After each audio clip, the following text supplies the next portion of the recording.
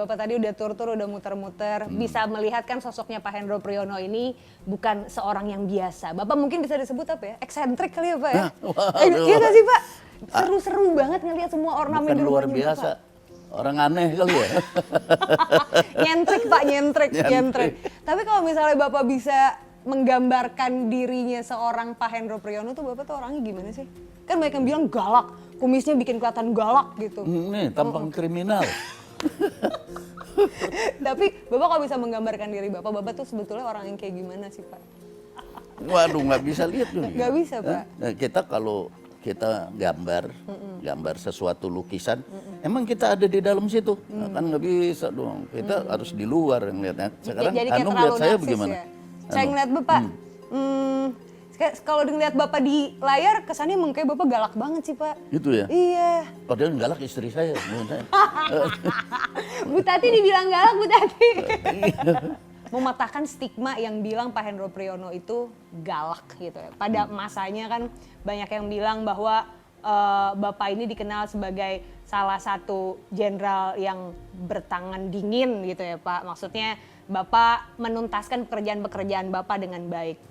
Tapi ada juga mungkin kemarin belum lama kita sama-sama tahu lah Pak, Bjorka kan sempat ngebocorin urusan mungkin Bapak pernah terlibat satu dan lain hal yang dianggap merugikan ataupun juga menghilangkan nyawa manusia gitu.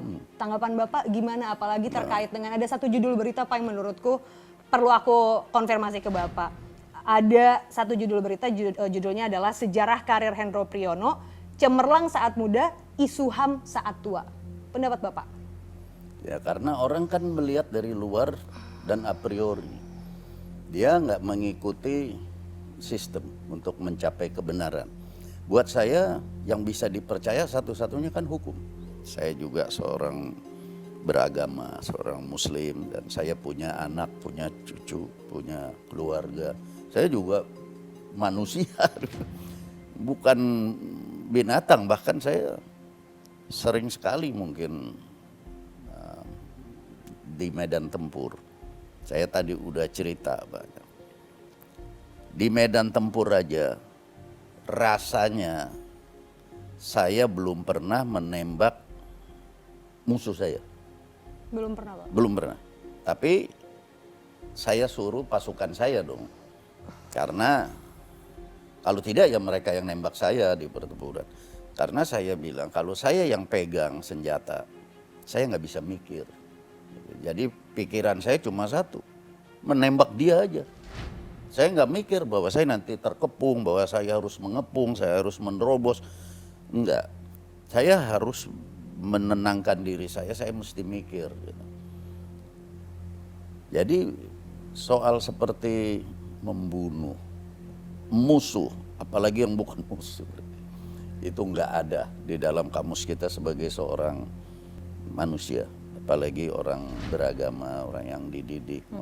Jadi orang ini orang dari luar tidak ngerti intelijen dan main tuduh karena dasarnya kecurigaan. Nggak bisa begitu. Orang hidup penuh sakwa sangka itu nggak betul. Kalau orang itu lihat fakta, lihat kenyataan. Jadi itu salah satu nasib saya lah dalam hidup saya ini, bukan hanya bergelimang sama puji-pujian, dan saya juga disesakin, dipenuhin juga oleh banyak caci maki dan fitnah. Tapi itu kan dunia.